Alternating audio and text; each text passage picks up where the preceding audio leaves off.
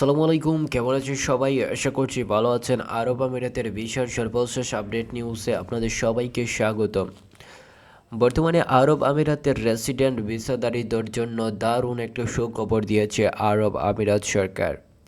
বর্তমানে আরব আমিরাতে যেই সমস্ত প্রবাসীরা রেসিডেন্ট ভিসাধারী রয়েছেন তাদের জন্য আরব আমিরাত সরকার এই মুহূর্তে যে দারুণ সুখবর দিয়েছে সেটি হচ্ছে আপনারা 9টি দেশে without work permit, without visit, মানে উইথআউট ভিজিট ছাড়াই কিন্তু যেতে পারবেন আরব আমিরাত থেকে সরাসরি যে 9টি দেশে।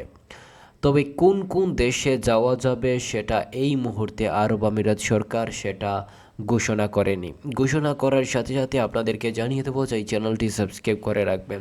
এই মুহূর্তে যারা বর্তমানে আরব আমিরাত থেকে বিভিন্ন দেশে যেতে চাচ্ছেন তারা আরব আমিরাত যে সরকার বর্তমানে যেই সুযোগটি করে দিয়েছে সেই সুযোগের মাধ্যমে কিন্তু আরব আমিরাত প্রবাসীরা বিভিন্ন দেশে যেতে পারবেন আরব আমিরাত থেকে। তবে সেটা সময়ে এলেই বোঝা যাবে আরব আমিরাত সরকার এই কোন 9টি দেশে আরব আমিরাত রেসিডেন্স ভিসাধারীরা কোন 9টি দেশে যেতে পারবেন সেটা হয়তো ইতিমধ্যে কোনো আপডেট আসেনি, পরবর্তীতে কোনো আপডেট আসবে।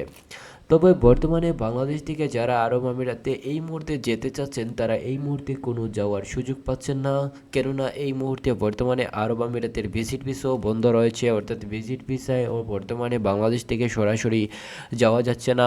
তাছাড়া বর্তমানে কোনো ধরনের ভিসা চালু নেই, লেবার ক্যাটাগরির ভিসা, ক্লিনার ভিসা, এই ক্যাটাগরির ভিসাও বর্তমানে চালু নেই। তবে লেবার ক্যাটাগরির ভিসা খুলে দেওয়ার জন্য বিভিন্নভাবে বাংলাদেশ সরকার চেষ্টা করছে। বাংলাদেশ সরকার বিভিন্নভাবে আরব আমিরাতের সরকারদের সাথে যোগাযোগ করার চেষ্টা করছে।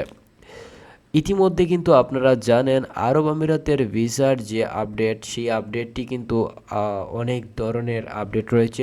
সেই আপডেটগুলোর মধ্যে সবচেয়ে গুরুত্বপূর্ণ আপডেটটি হচ্ছে বর্তমানে আরব আমিরাতে যারা ভিজিট ভিসায় আগে যেতে পারতেন সহজেই, এটা কিন্তু খুব কঠিন হয়ে গিয়েছে। ধীরে ধীরে কিন্তু আরব আমিরাত সরকার কঠিন করে তুলেছে বাংলাদেশিদের জন্য। বর্তমানে আরব আমিরাতে যারা যাবেন লেবার ক্যাটাগরির ভিসা, ক্লিনার ভিসা, এই ধরনের ভিসায় যারা আরব আমিরাতে যেতে চাচ্ছেন তারা কিন্তু এই মুহূর্তে কোনো কাগজপত্র জমা দিবেন না কোনো এজেন্সিতে, কেন এই মুহূর্তে আরব আমিরাতের কোনো ভিসা চালু নেই, কোনো ধরনের ভিসা ইস্যু হচ্ছে না। আপনারা দালাল কিংবা প্রতারকদের কাছ থেকে দূরে থাকবেন। ধন্যবাদ সবাইকে।